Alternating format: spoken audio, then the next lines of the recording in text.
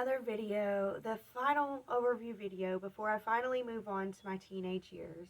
I do want to say that one thing about my childhood was my mother, I didn't realize whenever I was growing up, but my mother had intense migraines. And with these migraines, anything that I would do would trigger them or make them worse. And so she would react to me angrily about little things. So, like, if I accidentally dropped a spoon, she would chew me out. If I crunch, like, where I'm getting to this is whenever I would crunch my cereal, my mother would chew me out because for her, it hurt her head. And I didn't know that she was in pain. All that I knew was, oh, I'm bad. I'm bad for making noise. And I learned making noise is bad. Making noise is not good. And so I would eat my cereal soggy. I always would pour my cereal, wait for it to sog, and then I would eat it that way. That way I wouldn't make a noise while eating it. And people always think, I still to this day love soggy cereal. I don't like crunchy cereal. I prefer my cereal to be soggy, and people think that I'm weird, but the reason is I learned in my growing up childhood years that noise is bad. So I avoid noise. I became like a ninja. And I've always felt like, I've just always had this feeling like there's this vision of my life. So if I could put one visual of my childhood and how I felt in my childhood, it would be that, like, I'm in a tunnel and everybody else is up. Like, I'm in the dark part of the tunnel. Like, if you can imagine a tunnel where there's a light at the end and everybody else is there and they're already there and they got there with ease, but I'm like way far back and I'm just running trying to catch up with everyone else. That's how I felt as a child. I don't know why, but that's like the feeling of my childhood. I know that they kept saying that I was gifted and talented and I needed to skip a grade, but I was like, I am behind everyone, guys. I'm behind everyone. I never felt like I was smart. Yeah, I could do schoolwork. Schoolwork's easy. That's not hard. I didn't have to put any thought into schoolwork. But life was difficult, and understanding people and why they do the things they do, that was the difficult. And another thing that I remember throughout my childhood, you remember how I told you about my sister being born, or my dad getting a girl pregnant before he got my mom pregnant? Well, this was my big sister, and she went to Valonia school with me whenever I lived with my grandma. But there were many times when my dad would come pick me up for my visitation, and he would also go try to pick her up too. And we would be met with a shotgun. Her mom would come out there with a gun, pointing it at us, telling us to leave every single time.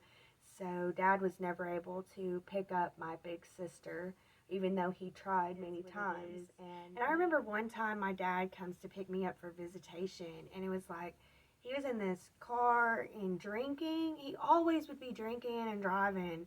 And I remember I would just pray, and I would just imagine the angels around us protecting us. And so, because I would feel unsafe until I prayed, and then I felt okay. And Dad took me to all kinds of places. He took me to Discovery World, and I remember him taking me to see Titanic at the IMAX theater, and it was so cool when Titanic was all the rage.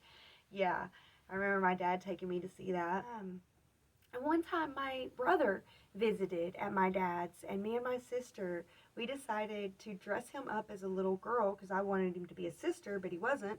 And so we dressed him up as a little girl, and then we took him around the neighborhood and introduced him as my little sister, Natalie. This is Misty's little sister, Natalie. So bless his heart, we did that.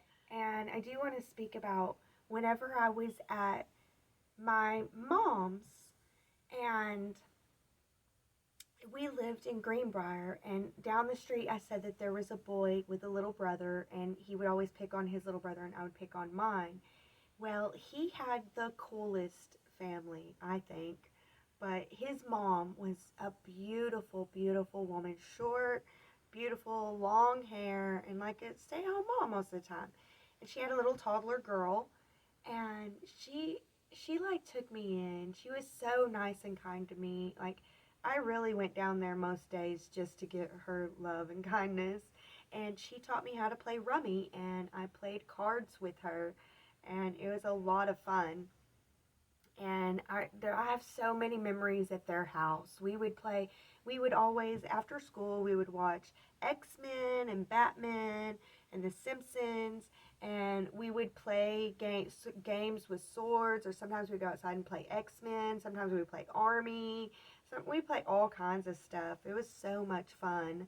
And I remember his uncle was staying with him for a while, and I remember as a little kid, I had heard the word clit, and I wanted to know what a clit was. And so I went and asked his uncle. I was like, because we were trying to figure it out, and so he was like, "Let's go ask my uncle." And I was the one that asked him, and he was just like, "This, the look on this dude's face." I promise you. He was like, "If you want to know what that is, you're gonna have to go look it up. I will not be the one to explain that to you." But yeah, it was funny, and I did. I ended up went and looked at. I remembered that my stepdad has an encyclopedia. Then I straight up looked it up, and it was in there as the clitoris.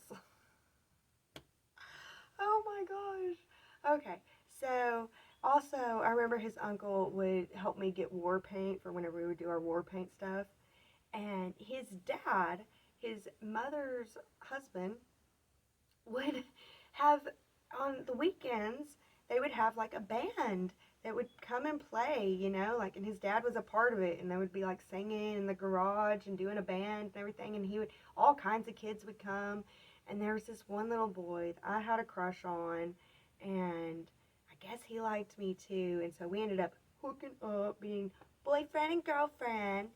And one night we were alone, and we were behind the garage band. It was playing and everything. And he went in to kiss me, and he stuck his tongue in my mouth. And it freaked me out, and I didn't know what to do. And I got up and I ran, all the way home. And I got in my bed and pulled the covers over my head and was just like, I didn't know what to do. I don't know. But that was my first kiss. That was my actual first kiss. And it scared me. And I know, I'm silly. So, I know. another memory that I have is whenever I was staying over at my mother's for Christmas break, and she was living in Hot Springs, and my cousin was also living in Hot Springs at the time, and I got to go stay at her house for a while. And whenever I went and stayed at her house, she convinced me to let's go grab the towels, and she said that she knew where there was a creek down the road, and we could put on our bathing suits, grab some towels, and go down the road to this creek and swim and play. And I was like, in December? And it was cold. It's not that it wasn't cold, it was. And she's like, yeah, why not? Let's go. She said, well, it'll be fun. Watch, you'll see. And I'm like, okay. So we put on our bathing suits, and we grab our towels, and we grab like a little picnic stuff and put it in a Walmart bag and head down to the creek. And we went and played in that creek for hours. And it was cold, but we didn't even care. We were, oh my gosh, we were playing all kinds of stuff for hours and hours. Her big brother said, I seen y'all playing. And we're like, okay. But yeah, we played in that creek for hours, even though it was freezing. And we never got in trouble for that or anything. Nothing happened. We just went back home and put our stuff up and played. And it was a lot of fun. I also remember in that place that they were living at, it's really cool because later on my mom moves just right up the street from where they were living, and I end up making friends with people that are now living there. But anyway, that's another story. But also, whenever she was living at that place, her mom and dad got a divorce, or they broke up or something, and her dad would come and knock on the window and come and hang out in her closet. It was really weird, but he did. He was hanging out in her closet. We would like watch movies and we would bring him snacks and bring him food and stuff like that. And he would just hang out. It was strange, but it was also kind of funny and cool. It was like she had a cool dad. Like, it was like, oh, your dad's one of the kids. It was really cool. But, and another thing that we did during that time, I don't know what we were thinking, but you would take pixie sticks, or what are those? The Halloween candies, they're little chalky things. We would take those and we would break them up into powder and we would snort them. So we were always snorting, yeah, we were always snorting sugar during this time. So yeah, it was ridiculous. I don't know what we thought we were doing, but we were snorting sugar and having fun doing it, I guess.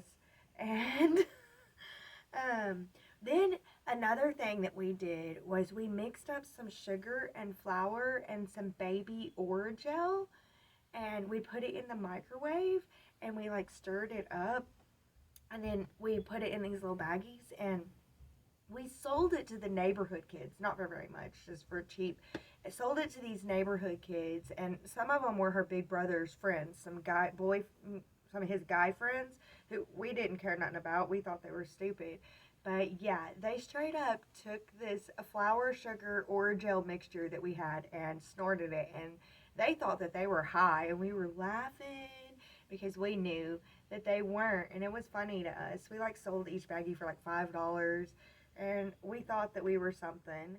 So yeah, that's it. That's all that I got for you. All caught up now. So hopefully we can be moving on to my nasty teenage years. And I'd like to apologize ahead of time for my teenage self. And I thank you so much for watching, and I hope to see you on the next one.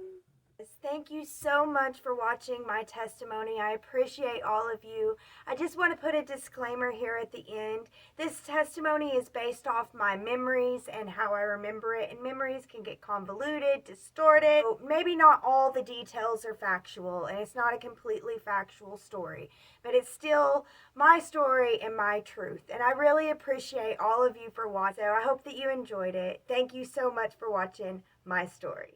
That's all she got.